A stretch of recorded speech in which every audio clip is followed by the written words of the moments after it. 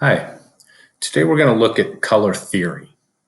Before I begin, I want you to understand that color can be understood from two different points of view.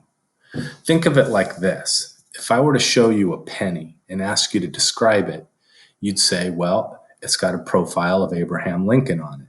And I would look at it and say, no, it's a building. It's the Lincoln Memorial. And you'd say, no, quite definitely, it's a photo or it's an image of Abraham Lincoln. And I would say, no, quite definitely, it's a building. We're both describing the exact same penny, but we're describing it from two opposing points of view. Color is sort of like that, but to fully understand color, you need to understand it from both sides. So I want to go over both sides with you. We'll start by understanding what color is. It's basically a sensation that occurs in your brain. As white light hits your eye, your brain interprets those and turns it into color. Every color that we see is contained in white light. And that white light is basically made up of only three parts. There's an indigo blue, a deep red, and a green. Now this image shows the way that the lights blend together. Where they overlap, the color gets a little higher in value, a little brighter. When you combine all three, you get back to white light. So if you combine the indigo blue with the red, you get a true red or magenta. If you combine the indigo blue light with the green light, you get a true blue or cyan. And combining the green light with the red light actually produces yellow. By combining all three, you get white light. Now, how does this work with your brain? Well, you see this black square with the three circles? Think of that as one little nerve packet. The nerve packet has three parts to it, one that responds to the red, one to the indigo blue, and one to the green. This one single nerve packet exists on the back of your eye. So you can kind of think of your eye as sort of like a computer monitor that has thousands and thousands of pixels. Each pixel shows one little dot of color. Your eye does the same thing. It's made up of thousands of these little nerve packets. Each one will register a different color based upon how much of the red light, the green light, and the blue light it's receiving. Let's look at this to see if it helps. Think of this box right here as one little nerve packet, and it will respond to the green light, the indigo blue, and the deep red. If all three frequencies of light are hitting that one nerve packet, that nerve will register as white. But as we subtract some of the frequencies of light, it changes color. So if we get rid of the deep red completely, now that one nerve packet will register as cyan blue. If we get rid of the green light, that nerve packet registers as magenta. And if we get rid of the blue light, the indigo blue, that nerve will register as yellow. By altering how much frequencies of each one of these three is striking that nerve can actually register as any color you can imagine. So let's put this back together and see how it works in your eye. This is an image that we see in the real world. Let's look a little bit closer. Now you can start to see the individual pixels. Let's go in even closer. Let's go closer still. This is sort of like the nerves in the back of your eye. One little nerve. Let's look at this one. That one little nerve is registering this color. Why? Well, because that one nerve is receiving 100% of the red light, 73% of the green light, and 70% of the blue light. That one nerve registers as this color. The nerve next to it is slightly different. The nerve above it, slightly different. Each one of the nerves registers its own unique color. And when you put them all together, that's how we see the visible world. That's additive color theory. White light striking the back of your nerve, the back of your eye. The more light it gets, the closer to white that nerve will be. So now let's look and see why some of those frequencies of light are missing. Well, this moves us to subtractive color theory. And this is probably the one you're more familiar with. Subtractive color theory has to do with something called pigment. Pigment is in everything in the world. It's in the table, it's in your shirt, it's in your eye, your skin, your hair, your shoes, a tree. Everything has pigment. Pigment has a quality of either subtracting or absorbing frequencies of light. If the pigment reflects the entire spectrum, then what that pigment will appear to be is white. As it starts to subtract or absorb different frequencies, it'll change the color of that pigment. So for subtractive color theory, let's look at the basic components of pigment. You can have yellow pigment, magenta pigment, or blue pigment.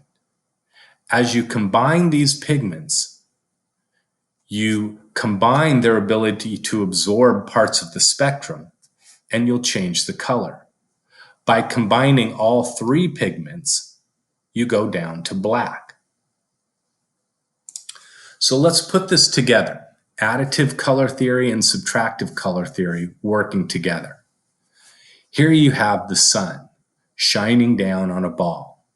The pigment in this ball will either absorb or reflect frequencies of light that are then reflected up into your eye. It hits each of those little nerves in the back of your eye, and then it sends a signal to your brain. That's how you determine the color of the ball. So this particular pigment is absorbing the entire spectrum. The nerve in the back of my eye is receiving the indigo blue, the green, and that deep red. When all three light frequencies strike that nerve, it registers as white. We would see the ball as white. Now let's put a yellow pigment on it. And you can see the part of the spectrum that is being absorbed is this indigo blue. The green light is being reflected. That deep red is being reflected. Those two combine to make yellow. So as this white light strikes the pigment and it absorbs the indigo blue, what's reflected off into your eye is only the green and the red. That's why that one particular nerve will register as yellow. Let's change the pigment of the ball. Now it's a cyan blue. What's being absorbed by this pigment is that deep red. It's reflecting the green light, it's reflecting the indigo blue. What hits your nerve in your eye are those two frequencies of light. So that particular nerve will register the pigment of this ball as blue. Now let's look at what happens with magenta.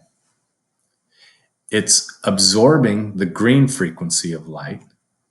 It's reflecting the indigo blue. It's reflecting that deep red. So what's striking your eye is just the deep red and the indigo blue. Those two frequencies combine, and your brain interprets that as magenta red. The interesting thing is when you combine pigments, you combine their ability to absorb parts of the spectrum. So let's look at the yellow again. It's absorbing this indigo blue. Let's look at the cyan. It's absorbing this deep red orange.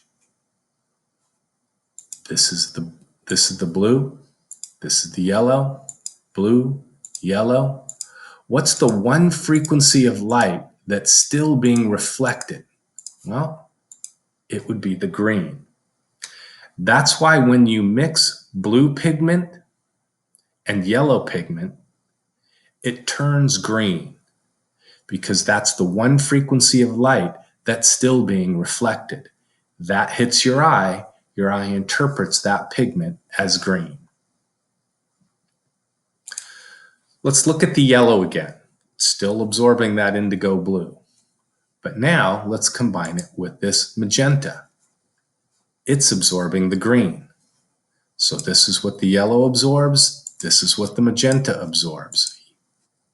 Yellow, magenta, yellow, magenta.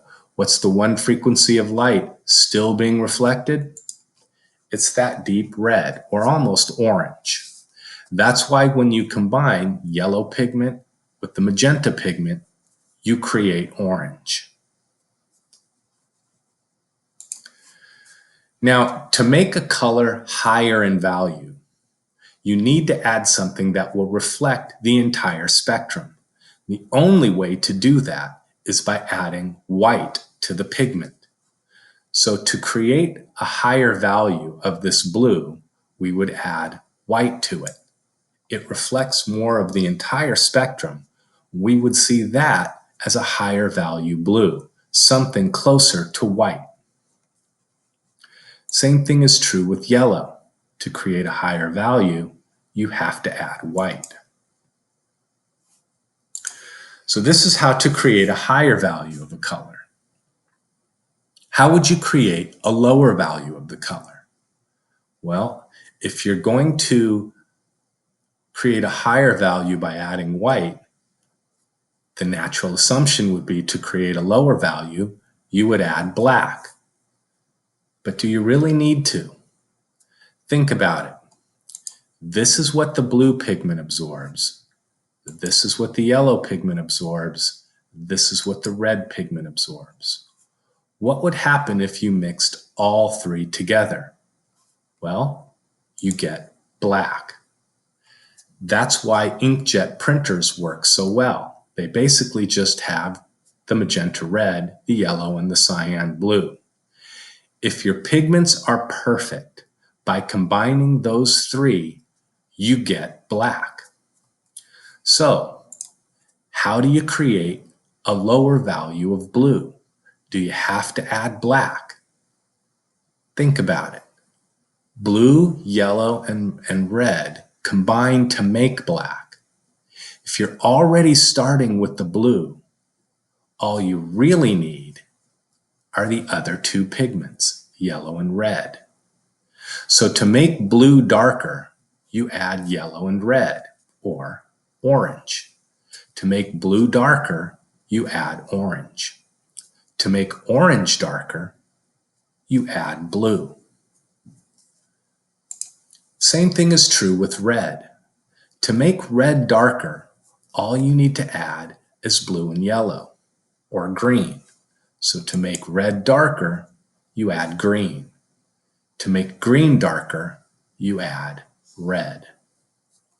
Now here's the tricky one. To make yellow darker, you would add the other two, blue and red. Purple. To make yellow darker, you add purple. But how do you make purple darker?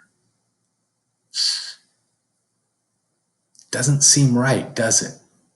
To make purple darker, you add yellow? Yellow is the highest value of all the colors. How can adding yellow to purple make it darker? The answer is it does, because yellow absorbs the one frequency of light that purple is still reflecting. So yes, adding yellow to purple will make it darker. Now, all of this happens if you have perfect pigments. Unfortunately, a lot of times with paint, especially the cheaper ones, you're not going to get perfect pigment. So the best you would get by mixing blue, yellow, and red is kind of a murky, dark grayish color. But it usually works. It gives you a much richer color than just adding black. So I'd like you to start trying that.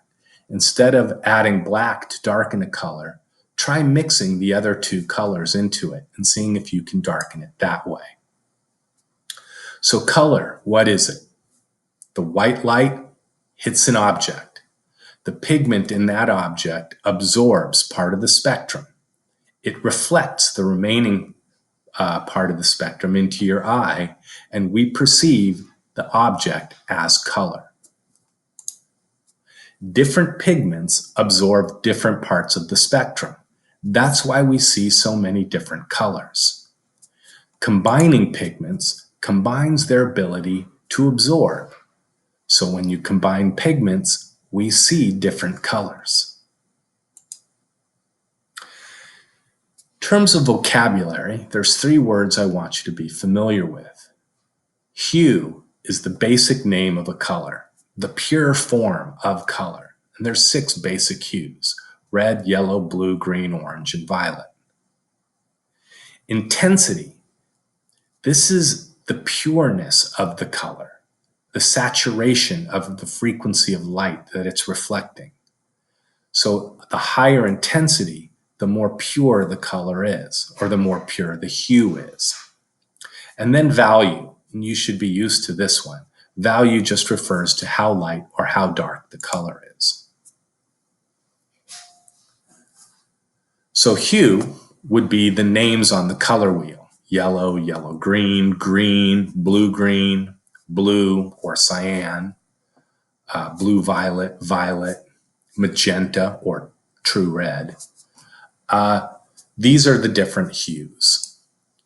In primary subtractive hues, you have 3 basic components: yellow, blue, and red, or yellow, cyan, and magenta.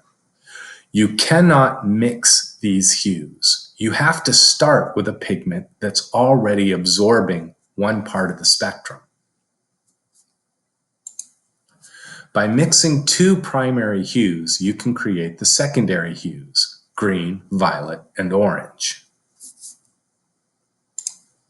Tertiary or intermediate hues are created by mixing a primary and a secondary that are analogous. So a yellow and a green will make yellow-green. A green and a blue will make green-blue or blue-green. Again, values are created when the hue is mixed with its opposite or black. We would call that a shade. The value that is created when mixing it with white would be called a tint. Well, that's about it for color theory. It's complicated, but it's interesting. Thank you.